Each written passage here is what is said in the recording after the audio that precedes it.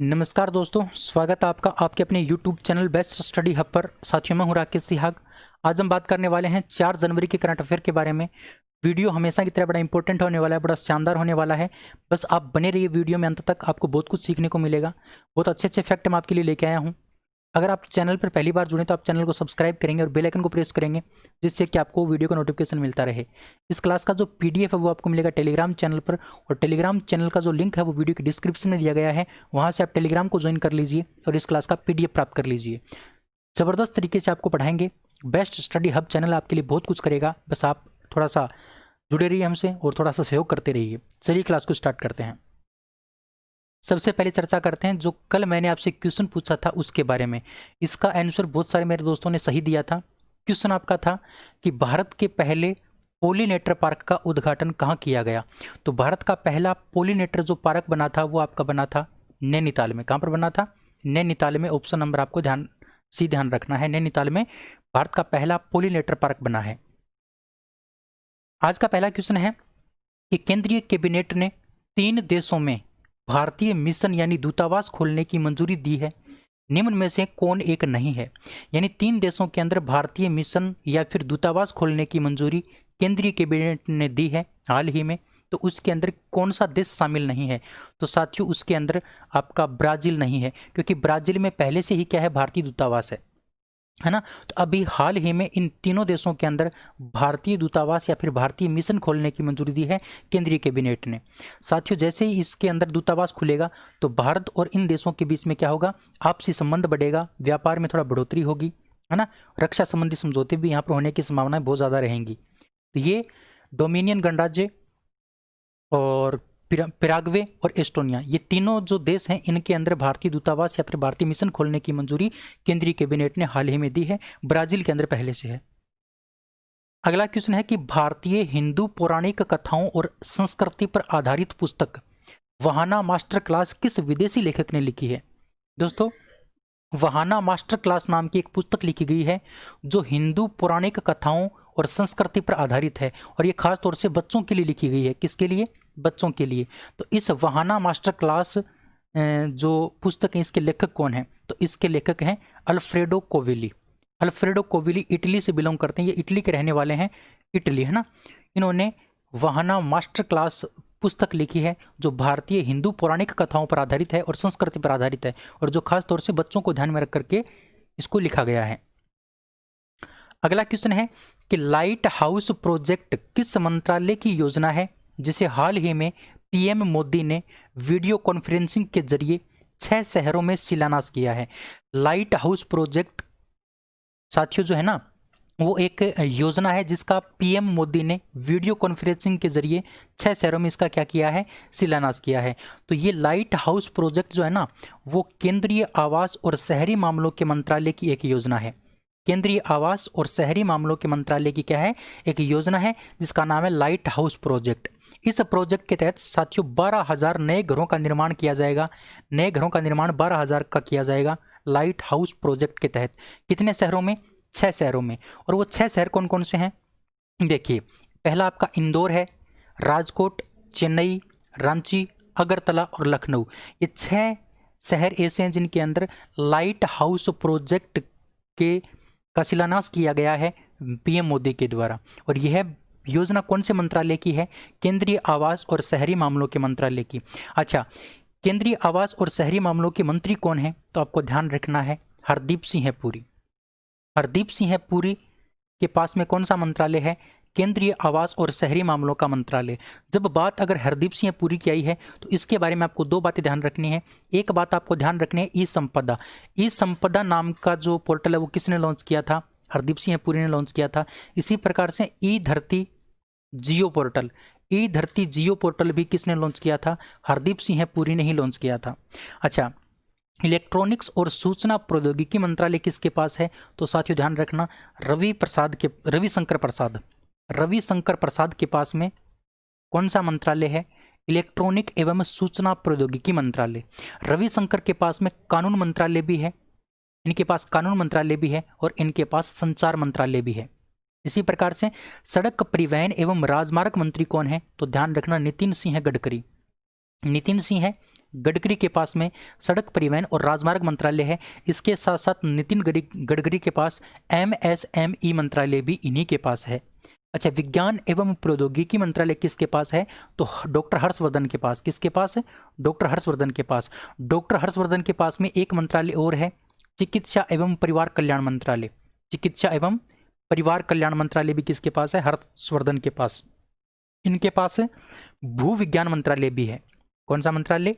भू विज्ञान मंत्रालय। ये सारी बातें आपको इस क्वेश्चन के बारे में ध्यान रखनी है। अगला क्वेश्चन है कि दादा साहेब फाल्के दक्षिण अवार्ड 2020 में सर्वश्रेष्ठ अभिनेता का पुरस्कार किसने जीता? अच्छा, यहाँ पर दक्षिण नाम क्यों आया है? क्योंकि साथियों ये जो दादा साहेब फाल्के दक्षिण अवार्ड है, ये दक्षिणी सिनेमा के लिए दिया गया है ना। वैसे दादा साहेब फाल्के अवार्ड जो है ना, वो सिनेमा के क्षेत्र का सबसे बड़ा पुरस्कार है, दादा साहेब फाल्के अवार्ड, जो आपका दिया जाता है सिनेमा के क्षेत्र में। लेकिन ये दो तरीके से दिया जाता है, एक तो दक्षिणी फिल्मों के लिए, यानी दक्षिण साइड की जो फिल्में है ना उनके लिए, और एक सभी प्रकार की फिल्मों के लिए। तो दादा साहेब फाल्के दक्षिण अवार्ड 2020 में सर्वश्रेष्ठ अभिनेता का जो पुरस्कार मिला है वो नवीन पोलिसेट्टी को मिला है। किसको मिला है? नवीन पोलिसेट्टी को मिला है। ऑप्शन नंबर ए आपका बिल्कुल क्या होगा? Correct answer. अब इसके कुछ अन्य विजेता भी हैं, उनके बारे में बात कर लेते हैं। देखिए, अन्य विजेता में सर्वश्रेष्ठ अभिनेत्री के बारे में आपको ध्यान रखना है। सर्वश्रेष्ठ अभिनेत्री का जो अवार्ड मिला है वो मिला है रश्मिका मंदाना को। रश्मिका मंदाना को मिला है सर्वश्रेष्ठ अभिनेत्री का अवार्ड। कौन सी फिल्म के लिए? डियर कॉमरेड फिल्म के लिए। सर्वश्रेष्ठ फिल्म का जो अवार्ड मिला है वो मिला है जर्सी फिल्म को, जिसके डायरेक्टर कौन है? गौतम चिन्नानुरी। सर्वश्रेष्ठ निर्देशक का जो अवार्ड मिला है वो मिला है सुजीत को। और सुजीत कौन सी फिल्म के लिए? साहो फिल्म के लिए। ठीक है। इसी प्रकार से मोस्ट वर्सेटाइल एक्टर का अवार्ड किसको मिला? मोस्ट वर्सेटाइल एक्टर का जो अवार्ड मिला वो नागार्जुन अक्किनेनी को मिला। नागार्जुन अक्किनेनी को मोस्ट वर्सेटाइल एक्टर का पुरस्कार मिला। ठीक है। तो ये तो इस दक्षिण अवार्ड की बात मैंने आपको बता दी। अब बात है कि 2019 का दादा साहेब फाल्के अवार्ड किसको मिला था? तो अमिताभ बच्चन को मिला था। कहने का मतलब दादा साहेब फाल्के पुरस्कार के 2019 के रिसेंट जो विजेता वो कौन है? अमिताभ बच्चन है। इनको कौन सा मिला था? 50वां, है ना, ये 50वां मिला था। ये बात आपको ध्यान रखनी है। और ये सिनेमा के क्षेत्र का सबसे प्रतिष्ठित अवार्ड है, दादा साहेब फाल्के अवार्ड 2019। अच्छा, 2020 के अवार्ड की अभी घोषणा नहीं हुई है। हाँ, दक्षिण अवार्ड की घोषणा जरूर हो चुकी है, लेकिन दादा साहेब फाल्के अवार्ड 2020 की घोषणा अभी तक नहीं हुई है। वो मैं आपको आगे बता दूंगा कभी। अगला क्वेश्चन है कि भारत सरकार की हालिया घोषणा के अनुसार पहले चरण में कितने करोड़ लोगों को कोविड-19 का टीका लगाया जाएगा? भारत सरकार ने एक घोषणा की है जिसके अनुसार अलग अलग चरणों में कोविड-19 का टीका लगाया जाएगा। उसमें उसके पहले चरण में, फर्स्ट चरण में कितने करोड़ लोगों को ये टीका लगाया जाएगा? तो पहले चरण में लगाया जाएगा 30 करोड़ लोगों को। 30 करोड़ लोगों को पहले चरण में टीका लगाया जाएगा। और 50 वर्ष की उम्र की जो अधिक उम्र के व्यक्ति है ना, उनको ही लगाया जाएगा, और जो ज़्यादा सीरियस हैं उनको ये टीका लगाया जाएगा। एक आपको बात ध्यान रखनी है, भारत में कोविड शील्ड टीके का निर्माण हो रहा है, जिसके निर्माणकर्ता कौन है? सीरम इंस्टीट्यूट जो पुणे में पड़ती है, ऑक्सफोर्ड यूनिवर्सिटी और एस्ट्राजेनेका, ये तीनों मिलकर के कोविड शील्ड नाम के एक टीके का निर्माण कर रही हैं, कोविड शील्ड, है ना। इसी प्रकार से भारत की स्वदेशी वैक्सीन जिसका नाम है कोवैक्सीन, ये भारत की एकमात्र वैक्सीन है, ध्यान रखना। भारत की स्वदेशी वैक्सीन कोवैक्सीन जो टीका है उसका निर्माण कौन कर रहा है? भारत बायोटेक कर रहा है। कौन कर रहा है? भारत बायोटेक। अच्छा, रूस का एक स्पुतनिक 5 नाम का टीका है जो रूस का है। इस रूस के स्पुतनिक 5 टीके का निर्माण जो कर रहा है वो कौन कर रहा है? हेटेरो बायोफार्मा, जो कहाँ पर पड़ता है? हैदराबाद में पड़ता है, हेटेरो बायोफार्मा। और हैदराबाद कौन सी नदी के किनारे है? तो मूसी नदी के किनारे है। ये बात भी आप ध्यान रखोगे। ठीक है, चलिए अगला क्वेश्चन है कि हाल ही में सुर्खियों में रहा ड्राई रन क्या है? ड्राई रन हाल ही में बहुत ज़्यादा सुर्खियों में रहा है, तो इसका मतलब क्या है? ड्राई रन है क्या?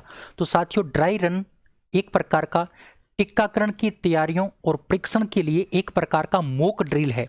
जिस प्रकार से आप मॉक टेस्ट देते हो उसी प्रकार से एक टीकाकरण की तैयारियों और परीक्षण के लिए एक मॉक ड्रिल किया गया, जिसका नाम क्या रखा गया? ड्राई रन नाम रखा गया। अच्छा, इस ड्राई रन के तहत क्या होगा? इस ड्राई रन में क्या हुआ था? जितने भी आपके यूनियन टेरिटरी यानी केंद्र शासित प्रदेश हैं और जितने भी आपके राज्य हैं उनके अंदर मॉक ड्रिल किया गया था टीकाकरण की तैयारियों को लेकर के, है है ना। तो ये इसका नाम रखा गया ड्राई रन। जो आपको ध्यान रखना, ऑप्शन नंबर ए आपका क्या हो जाएगा, बिल्कुल करेक्ट आंसर हो जाएगा। बड़ा इंपॉर्टेंट है, आपके एग्जाम की दृष्टि से इंपॉर्टेंट है। अगला क्वेश्चन है कि हाल ही में भारतीय सेना द्वारा गठित मानवाधिकार सेल के पहले प्रमुख कौन बने हैं। साथियों, भारतीय सेना ने, इंडियन आर्मी ने एक मानवाधिकार सेल का गठन किया है। इस मानवाधिकार सेल के पहले प्रमुख कौन बने हैं, तो इसके पहले प्रमुख बने हैं गौतम चौहान। कौन बने हैं, गौतम चौहान। अच्छा, भारतीय सेना ने इस मानवाधिकार सेल का गठन किया क्यों है। साथियों, जो आपके अशांति जो क्षेत्र हैं, अशांति क्षेत्र जैसे जम्मू कश्मीर हो गया, नागालैंड हो गया, अरुणाचल प्रदेश हो गया, ये जो क्षेत्र हैं, यानी जो अशांति जो क्षेत्र हैं, अशांत जो क्षेत्र हैं, उनके अंदर अपने काम में पारदर्शिता लाने के लिए इस मानवाधिकार सेल का गठन किया गया है भारतीय सेना के द्वारा। और इसके पहले प्रमुख कौन बने हैं, गौतम चौहान बने हैं।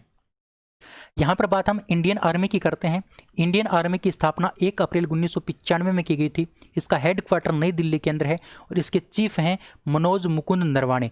मनोज मुकुंद नरवाणे साथियों अभी यूएई और सऊदी अरब की यात्रा पर गए थे, जो आपके लिए इंपॉर्टेंट है। इसके साथ साथ नेपाल की यात्रा पर गए थे, वो भी इंपॉर्टेंट है। इसके साथ साथ दक्षिणी कोरिया में अभी हाल ही में गए हैं, है ना, ये भी इंपॉर्टेंट है। और म्यांमार के दौरे पर भी गए थे, ये भी इंपॉर्टेंट है। इंपॉर्टेंट क्यों है साथियों, क्योंकि अभी तक कोई भी जो आपका मतलब चीफ है वो आज तक किसी दौरे पर नहीं गया है ना। ये पहला मौका है जब कोई चीफ किसी देश के दौरे पर गया है। अच्छा, वाइस चीफ कौन है, तो सत्येंद्र कुमार सैनी। और ये जो मानवाधिकार सेल का जो प्रमुख होगा वो किसके अधीन काम करेगा, वो वाइस चीफ के अधीन काम करेगा। और वाइस चीफ कौन है, सत्येंद्र कुमार सैनी। अच्छा, उप प्रमुख का जो गठन है वो भी पहली बार किया गया है। अब उप प्रमुख का जो पद है रणनीति के लिए, वो भारतीय सेना में पहली बार गठित किया गया है। और पहले उप प्रमुख कौन बने हैं, तो ध्यान रखना परमजीत सिंह है, पहले उप प्रमुख बने हैं।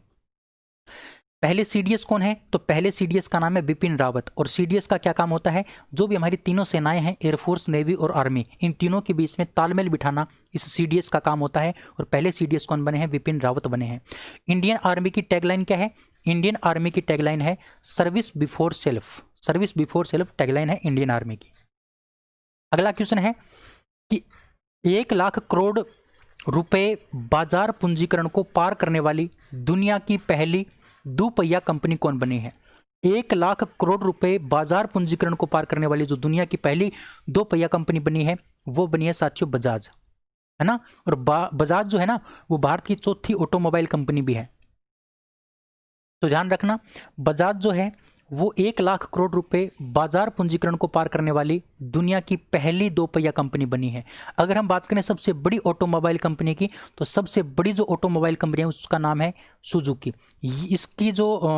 इसका जो बाजार पूंजीकरण है वो लगभग 2,25,000 करोड़ रुपए इसका बाजार पूंजीकरण है। ये दुनिया की सबसे बड़ी ऑटोमोबाइल कंपनी है, ठीक है। और दोपहिया की अगर बात करते हैं तो दोपहिया में 1 लाख करोड़ रुपए पार करने वाली जो दुनिया की सबसे बड़ी दोपहिया कंपनी बनी है वो बनी है आपकी बजाज। अब अगर हम बजाज की बात करते हैं तो बजाज की स्थापना 1945 में की गई थी। इसका हेडक्वार्टर पुणे के अंदर है। इसके चेयरमैन का नाम है राहुल बजाज और इसके प्रबंध निदेशक यानी एमडी का क्या नाम है, तो ध्यान रखना राजीव बजाज। अगला क्वेश्चन है 2 जनवरी 2020 को भारत के किस पूर्व गृह मंत्री का 86 साल की उम्र में निधन हो गया। साथियों ध्यान रखना, 2 जनवरी 2020 को भारत के किस पूर्व गृह मंत्री का 86 साल की उम्र में निधन हो गया, तो उनका नाम था बूटा सिंह। बूटा सिंह का जो 86 साल की उम्र के थे, इनका 2 जनवरी 2020 को निधन हो गया और ये भारत के पूर्व गृह मंत्री भी रह चुके हैं। साथियों, जब राजीव गांधी की सरकार थी, राजीव गांधी जब प्रधानमंत्री थे भारत के, है ना, राजीव गांधी कौन, राजीव गांधी कब 1986 से लेकर 1989 तक, 1986 से लेकर 1989 तक जो प्रधानमंत्री थे, उसके शासन काल में बूटा सिंह क्या रहे थे, गृह मंत्री रहे थे। इसके साथ साथ दोस्तों 2004 से लेकर 2006 तक, 2004 से लेकर 2006 तक बिहार के राज्यपाल भी ये रह चुके हैं। बिहार के राज्यपाल भी ये रह चुके हैं, ध्यान रखना बूटा सिंह है। अगला क्वेश्चन है कि किस भारतीय को हाल ही में ब्रिटिश साम्राज्य के दूसरे सबसे उत्कृष्ट सम्मान OBE अधिकारी से सम्मानित किया गया है।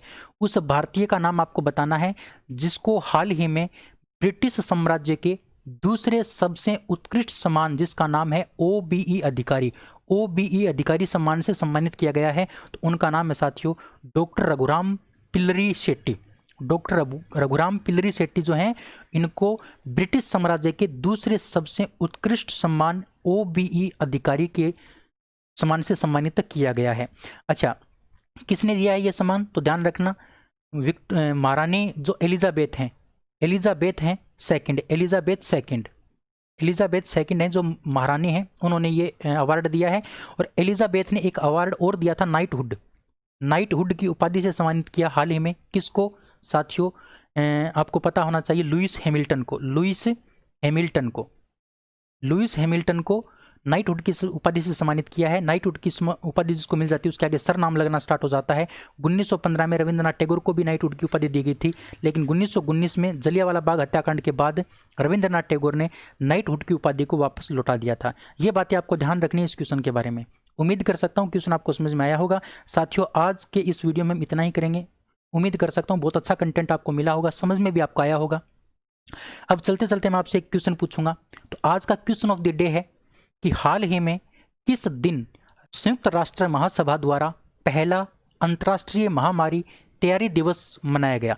अंतर्राष्ट्रीय महामारी तैयारी दिवस संयुक्त राष्ट्र महा द्वारा पहली बार कब मनाया गया, ये आपको बताना है कमेंट बॉक्स में कमेंट करके।